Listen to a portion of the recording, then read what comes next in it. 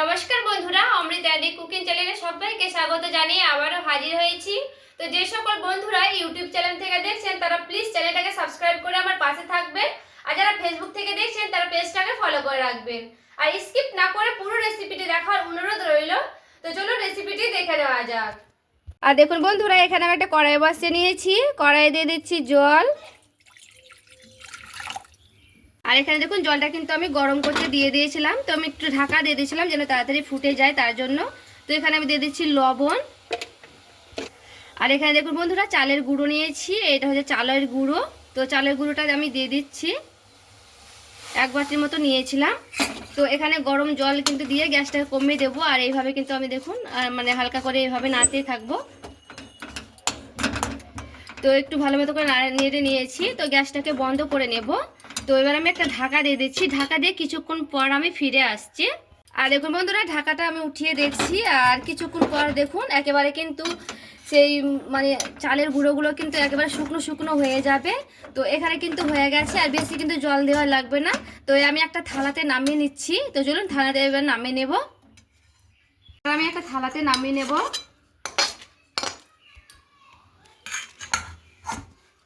আর দেখুন বন্ধুরা, আমি কিন্তু নামিয়ে নিয়েছি কড়াই থেকে, আর ঠান্ডাও করে নিয়েছি। কিন্তু পুরোপুরি ঠান্ডা করা যাবে না, যেন হালকা মানে হাত দেওয়ার মতো গরম থাকে।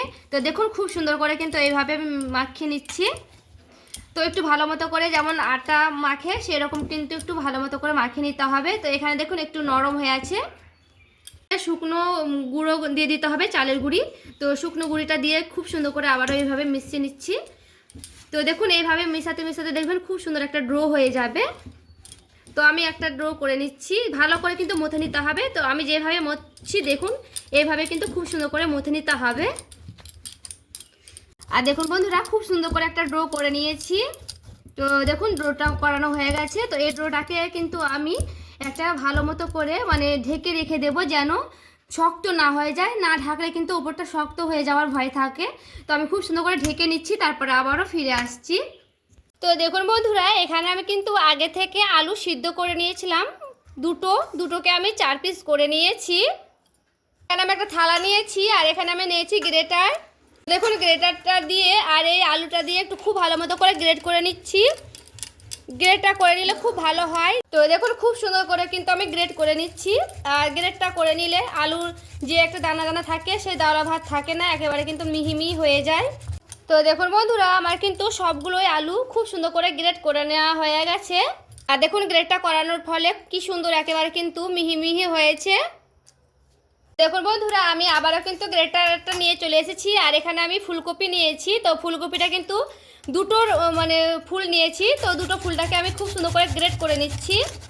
গ্রেটটা করে নিলে খুবই ভালো হবে। ফুলকপিটাও কিন্তু গ্রেট করার চেষ্টা করবেন, আর যদি হালকা ভাপে নেন তাহলে কিন্তু আরও ভালো হবে।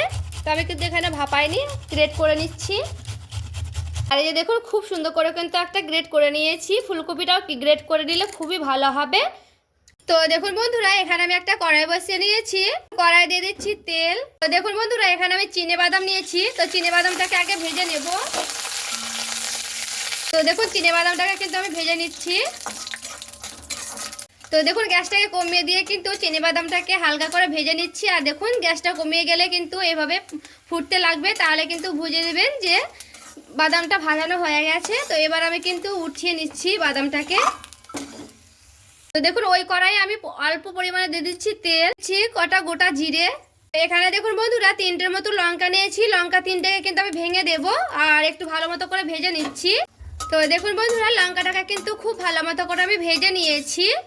যেহেতু এখানে নিরামিষ হবে তার জন্য কিন্তু একটু লঙ্কার পরিমাণটা বেশি দিয়েছি। তো দেখুন লঙ্কাটাকে কিন্তু আমি উঠিয়ে নিলাম সেই বাদামের ওপরে। পরে সেই গ্রেট করা ফুলকপিগুলোকে দিয়ে দেব।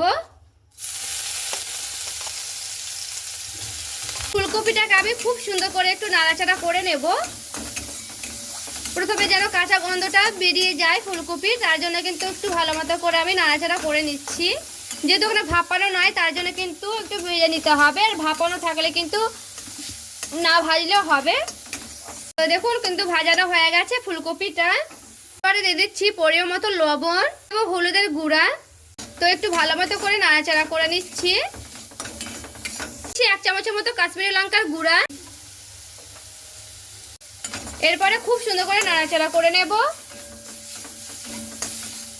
পরিমাণে দিয়ে দিচ্ছি হিং। আমি দেখুন সামান্য পরিমাণে কিন্তু হিংটা দিচ্ছি। হিংটা দিয়ে একটু ভালো মতো করে নাড়াচাড়া করে নেব। এরপরে গ্রেট করা আলুগুলোকে দিয়ে দিচ্ছি।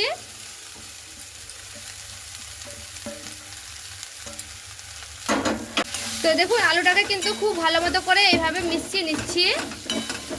দেখুন কেটে রাখা দিয়ে দিচ্ছি এখানে ধনের পাতা। তো ধনে পাতাটাকে দিয়ে খুব সুন্দর করে মিশিয়ে নিচ্ছি। তো এখানে একটা থালাতে নামিয়ে নিয়েছি আলুগুলোকে।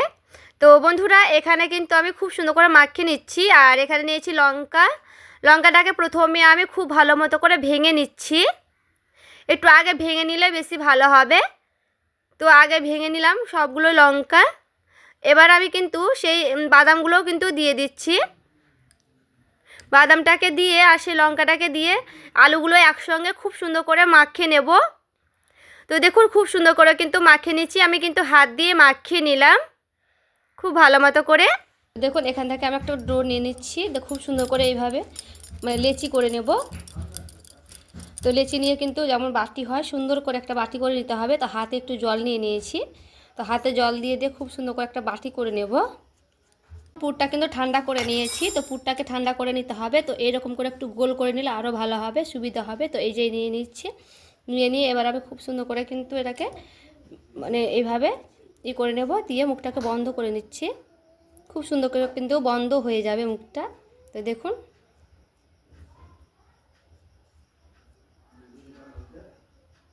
খুব সুন্দর করে কিন্তু হয়ে গেছে। এটা একটা আমি রেখে দিচ্ছি সাইডে সরিয়ে। তো দেখুন বন্ধুরা আমি আর একটা করে দেখাচ্ছি। তো এখানে আমি হাতে আবারও জল নিয়ে নিয়েছি অল্প করে, দিয়ে আবার খুব সুন্দর করে বাটি করে নিচ্ছি। ও সেমভাবেই কিন্তু আমি আবারও নিয়ে নিচ্ছি পুরটা নিয়ে আবারও খুব সুন্দর করে আমি মুখটাকে বন্ধ করে নিচ্ছি। তো দেখুন এইভাবে কিন্তু মুখটা বন্ধ করে নিলে যেন আলুর পুরটা না বেরিয়ে যায়, এইভাবে কিন্তু খুব সুন্দর করে নিয়েছি। আর দেখুন এটাও কিন্তু আমার খুব সুন্দর করে করানো হয়ে গেছে। তো দেখুন এবার আমি কিন্তু রেখে দেব। আর সবগুলোই কিন্তু খুব ভালো মতো করে নিয়েছি। আর দেখতে দেখুন কতটা লোভনীয় হয়েছে। তো এখানে দেখুন 2 থালা কিন্তু আমার হয়েছে। এখানে দেখুন বন্ধুরা আমি কড়াইয়ে দিয়ে দিচ্ছি জল। জলটা গরম করতে থাক ততক্ষণ। এখানে আমি একটা ফুটো ফুটো থালা নিয়ে নিয়েছি। এবার আমি দিয়ে দিচ্ছি সেই পিঠেগুলো ভাপাবো তার জন্যে। তো এবার আমি কিন্তু সবগুলোই দিয়ে দিচ্ছি টিফিনগুলো। তো টিফিনগুলো দিয়ে দিলাম। এবার আমি ঢাকা দিয়ে দিচ্ছি যেন ভাপটা না বেরিয়ে যায় তার জন্য। এবার আমি ঢাকাটা উঠিয়ে দেখছি। তো এক পিঠ হয়ে গেছে। তো আর এক পিঠ আমি উল্টে নিচ্ছি। তো একটু গরম লাগবে কিন্তু হালকা করে এইভাবে উল্টে নিলে খুবই ভালো হবে। তো সবগুলো পিঠে কিন্তু আমি এভাবে উল্টে নেব। দিয়ে কিন্তু আবারও আমি ঢাকা দিয়ে দিচ্ছি। ঢাকা দিয়ে খুব ভালো মতো করে আবারও ভাপিয়ে নেব। তো এবার দেখুন ভাপানো হয়ে গেছে। এবার আমি উঠিয়ে নিচ্ছি। তো এইভাবে আমি কিন্তু সবগুলোই টিফিনগুলো উঠিয়ে নিচ্ছি।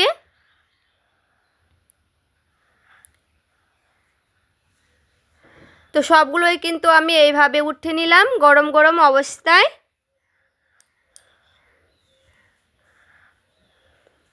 আবার যে বাকিগুলো আছে সেই বাকিগুলো কিন্তু আমি সেমভাবেই করে নেব।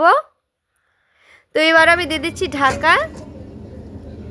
আর দেখুন বন্ধুরা সবগুলো কিন্তু আমি ভাপিয়ে নিয়ে চলে এসেছি। তো দেখুন কি সুন্দর কিন্তু একেবারে ভাপানো হয়ে গেছে। ওপর থেকে দিয়ে দিচ্ছি লবণ। এবার আমি দিয়ে দিচ্ছি হলুদের গুঁড়া আর দিয়ে দিচ্ছি চিনি। দিয়ে কিন্তু খুব সুন্দর করে এইভাবে মাখিয়ে নেব। তো সবগুলো কিন্তু খুব সুন্দর করে মাখানো হয়ে গেছে। এইভাবে কিন্তু মাখিয়ে নিতে হবে। এখানে দেখুন কড়াই চাপিয়ে নিয়েছি। কড়াই দিয়ে দিচ্ছি তেল। এখানে আমি সাদা তেল নিয়েছি। আর তেলটা গরম হয়ে গেলে সবগুলো টিফিন আমি দিয়ে দিচ্ছি। তো দেখুন একে একে আমি টিফিনগুলো দিয়ে দিচ্ছি ভেজে নেব তার জন্য। তো আমি কিন্তু এখানে 3টে দিচ্ছি, অল্প অল্প করে ভেজে নেব। তো দেখুন খুব সুন্দর করে হালকা করে নিচ পিঠটা হয়ে গেলে ওপর পিঠটা হালকা করে এইভাবে উল্টে উল্টে দিতে হবে। তো 2 পিঠই খুব সুন্দর করে কিন্তু ভেজে নিতে হবে।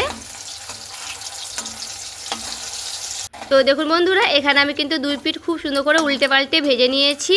তো এবার আমার ভাজানো হয়ে গেছে। এবার আমি উঠিয়ে নিচ্ছি। তো খুব ভালো মতো করে দেখুন তিনটাই কিন্তু আমার ভাজানো হয়ে গেছে, নামিয়ে নিয়েছি। তো যে বাকিগুলো আছে সে বাকিগুলো কিন্তু আমি সেমভাবেই ভেজে নেব। তো সবগুলোই কিন্তু আমি এইভাবে ভেজে নিচ্ছি, তারপরে আবারও ফিরে আসছি।